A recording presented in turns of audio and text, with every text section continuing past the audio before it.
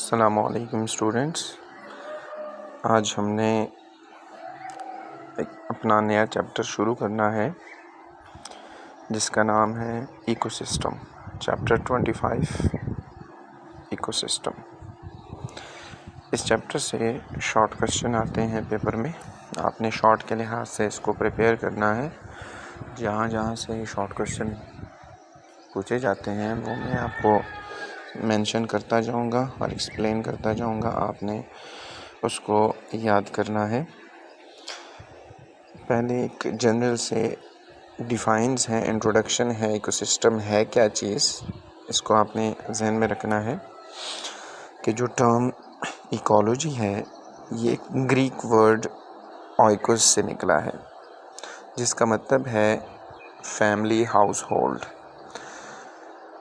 और लोगोस का मतलब है स्टडी ऑफ, यानी study of family house hold. अगर आप इसको ब्रॉड टर्म में डिफ़ाइन करें तो हम इसको कहते हैं interaction of living organism with its environment is called ecology. और ये ओवरऑल एक इकोसिस्टम होता है जो कम्युनिटीज़ मौजूद होती हैं। कम्युनिटी के अंदर एक्चुअली क्या होता है, एक कम्युनिटी के अंदर लिविंग ऑर्गेनिजम्स ही होते हैं, पॉपुलेशंस होते हैं डिफरेंट, और वो पॉपुलेशंस अपने नॉन लिविंग एनवायरनमेंट के साथ इंटरेक्ट कर रहे होते हैं, रह रहे होते हैं स्पेसिफिक जगह पे। वो डिफरेंट पॉपुलेशंस बनाते हैं इकोसिस्टम, और इस स्टडी को एक्चुअली फिर हम इकोलॉजी का टर्म यूज़ करते हैं। तो ये ग्रीक वर्ड से निकला है ऑइकोस से, जिसका मतलब है फैमिली हाउस होल्ड। यानी फैमिली हाउस होल्ड का मतलब यहाँ पे क्या होगा कि जो लिविंग ऑर्गेनिजम्स हैं वो होल्ड करते हैं डिफरेंट चीज़ें, एनर्जी यूज़ करते हैं, वाटर जनरेट करते हैं डिफरेंट पर्पसेस के लिए, वाटर कंज्यूम करते हैं, एनर्जी कंज्यूम करते हैं। तो ये डिफरेंट हाउस होल्ड्स या प्रैक्टिसेस, हाउस होल्ड प्रैक्टिसेस कहलाती है। इसकी स्टडी को हम इकोलॉजी कहते हैं। ये जो टर्म है, the term originally was coined, किसने ये पेश किया था, एक ज़ूलॉजिस्ट था जिसका नाम था अर्नेस्ट हैकल 1866 के अंदर। शॉर्ट क्वेश्चन के लिए आपने इसको याद करना है कि अकॉर्डिंग टू अर्नेस्ट हैकल इकोलॉजी को आप कैसे डिफ़ाइन कर सकते हैं। उसने इकोलॉजी को नाम दिया था इकोलॉजिक, और उसको डिफ़ाइन किया था that it is the study of the relationship of animals to their environment. यानी उन्होंने जस्ट कहा था कि एनिमल्स की स्टडी है एनवायरनमेंट से रिलेटेड, यानी relationship of animals with their environment is called ecology. और अर्नेस्ट हैकल ने उसको इकोलॉजिक का टर्म यूज़ किया था, जो बाद में इसको ब्रॉड टर्म में एक्सप्लेन किया गया कि the interaction or relationship between living organism with their environment. तो आपने इस डिफ़ाइन को, अर्नेस्ट हैकल के डिफ़ाइन को इकोलॉजी के अकॉर्डिंग यानी उसको याद करना है शॉर्ट के लिए। जस्ट एक एनवायरनमेंट के अंदर क्या होता है actually, it includes not only physical but also the biological conditions. इसका मतलब है कि एक एनवायरनमेंट के अंदर ना सिर्फ नॉन लिविंग थिंग्स होते हैं बल्कि इसमें लिविंग ऑर्गेनिजम्स भी मौजूद होते हैं। फ़िज़िकल का टर्म एबायोटिक के लिए यूज़ हुआ है जो नॉन लिविंग है, और बायोलॉजिक का टर्म लिविंग ऑर्गेनिज्म के लिए यूज़ हुआ है जो लिविंग ऑर्गेनिजम्स हैं, जैसे एनिमल्स हैं, जैसे प्लांट्स हैं, जैसे फंजाई है, जैसे प्रोटिस्ट है, जैसे बैक्टीरियाज़ हैं। तो ये आपके पास क्या होंगे, बायोलॉजिकल कंडीशंस की बात कर रहे हैं। सो आप कह सकते हैं the relationship includes interactions with physical world and with members of other species and the same species। यानी नॉन लिविंग थिंग्स की इंटरेक्शन, फिज़िकल वर्ल्ड की इंटरेक्शंस किस चीज़ के साथ, मेंबर्स ऑफ अदर स्पीशीज़, यानी लिविंग ऑर्गेनिजम्स के स्पीशीज़ के साथ, सेम स्पीशीज़ हो या डिफरेंट स्पीशीज़ हो, अदर स्पीशीज़ हो, उसके साथ ये इंटरेक्शंस को हम नाम देते हैं इकोलॉजी। अब इकोसिस्टम की बात कर रहे हैं कि जो इकोसिस्टम है ये the major unit of ecology जो है वो क्या है, इकोसिस्टम है। इकोलॉजी की यूनिट है इकोसिस्टम। ऑर्गेनिजम्स इसमें क्या करते हैं, इंटरेक्ट करते हैं with their environment with in the confines of the ecosystem. एक महदूद एरिया के अंदर जो इकोसिस्टम का होता है, जिसमें मैंने आपको कहा था कि डिफरेंट कम्युनिटीज़ इकट्ठे होती है और वो इकोसिस्टम बनाते हैं, और उन कम्युनिटीज़ में डिफरेंट पॉपुलेशंस होते हैं एक्चुअली। इसमें जो वर्ड है इको पार्ट, द वर्ड या the eco part of the word is related to environment. Eco का मतलब एनवायरनमेंट होता है, और दूसरा टर्म है सिस्टम। सिस्टम एक्चुअली कलेक्शन है रिलेटेड पार्ट्स की, that function is a unit. यानी इकोलॉजी में डिफरेंट एनवायरनमेंट होते हैं, यानी आप कह सकते हैं इकोलॉजी के अंदर इको का मतलब है एनवायरनमेंट, और सिस्टम को एज अ यूनिट कंसिडर करते हैं हम, जिसमें डिफरेंट कम्युनिटीज़ मौजूद होती है एक स्पेसिफ़िक कन्फाइंड एक महदूद एरिया के अंदर।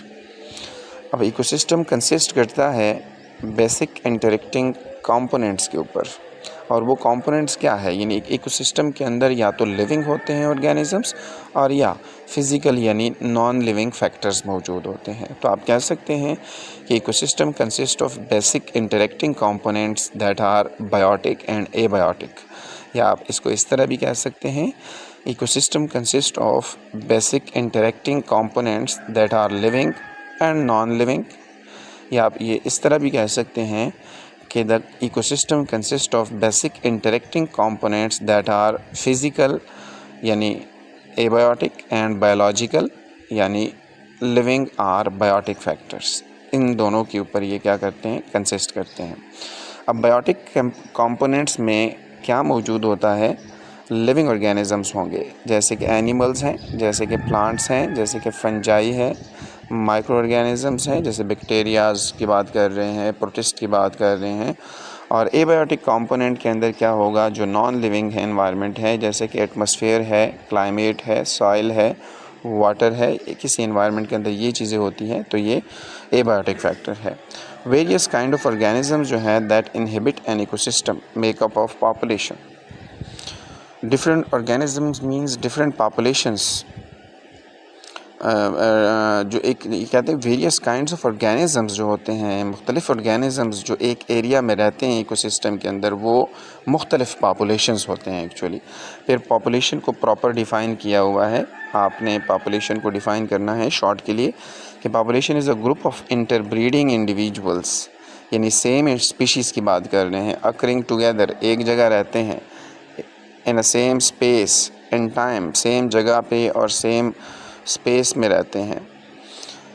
यानी आप कह सकते हैं कि population is a group of interbreeding individuals, जो इंटरब्रीड करते हो, जो रिप्रोड्यूस करते हो सेम स्पीशीज़, और वो एक जगह पे रहते हो, एक टाइम में वो जगह पे मौजूद हो, ऐसे ग्रुप ऑफ इंडिविजुअल्स को पॉपुलेशन कहते हैं। पॉपुलेशन ऑफ प्लांट्स कह सकते हैं, पॉपुलेशन एंड एनिमल्स कह सकते हैं इकोसिस्टम के अंदर। ये कहते हैं कि do not function independently of each other. किसी एक जगह पे प्लांट्स मौजूद है तो ये इंडिपेंडेंट नहीं है।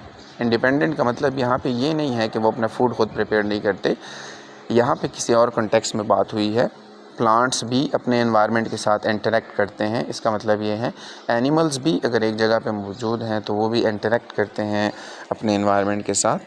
तो ये इंडिपेंडेंटली नहीं है, यानी एक दूसरे के ऊपर इस तरीके से डिपेंड करते हैं, इंटरेक्ट करते हैं एक दूसरे के साथ। जो प्लांट्स होते हैं वो सॉइल के साथ इंटरेक्ट करते हैं, लिविंग है नॉन लिविंग के साथ। प्लांट्स नॉन लिविंग वाटर के साथ इंटरेक्ट करते हैं, वो उसके एनवायरनमेंट है। जो इकोलॉजी के चैप्टर के अंदर इसको इस वजह से ऐड किया हुआ है, और आप उसको डिफ़ाइन के तौर पे या आप उसको एग्जांपल के तौर पे पुट कर सकते हैं। तो पॉपुलेशन को शॉर्ट के लिए आपने पुट करना है कि पॉपुलेशन क्या है।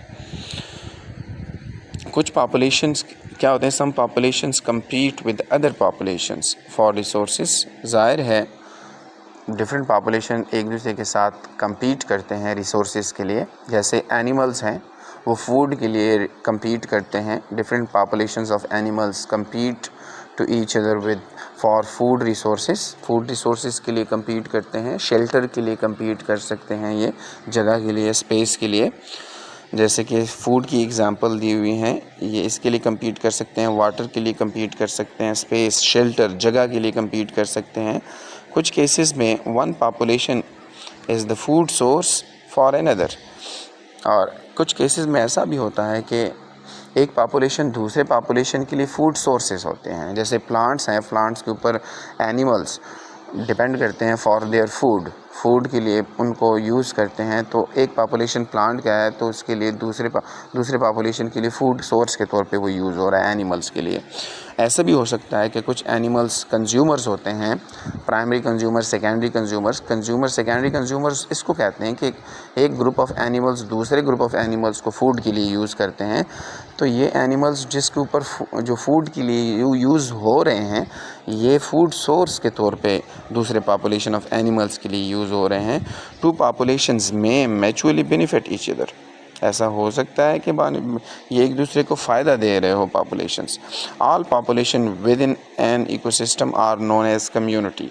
तो फिर डिफरेंट कम्युनिटी के डिफ़ाइन दी हुई हैं। शॉर्ट के लिए आपने करना है कि एक इकोसिस्टम के अंदर मुख्तलिफ़ पॉपुलेशंस मौजूद होते हैं और वो मुख्तलिफ़ पॉपुलेशंस क्या फॉर्म कर रहे होते हैं, कम्युनिटी बना रहे होते हैं, और फिर वो डिफरेंट कम्युनिटीज़ इंटरेक्ट करते हैं और वो इकोसिस्टम बनाते हैं। यानी and are in one or another manner interconnected to one another, ये एक दूसरे के साथ इंटरकनेक्टेड होते हैं। आपने एग्ज़ाम पॉइंट ऑफ व्यू से आज के टॉपिक के अंदर आपने याद करना है कि इकोलॉजी को अर्नेस्ट हेकल ने डिफ़ाइन किया था। उसने उसको क्या कहा था, इकोलॉजी कहा था, और उसके डिफ़ाइन को शॉर्ट के लिए करना है। तो एक शॉर्ट क्वेश्चन ये है, पॉपुलेशन को आपने डिफ़ाइन करना है।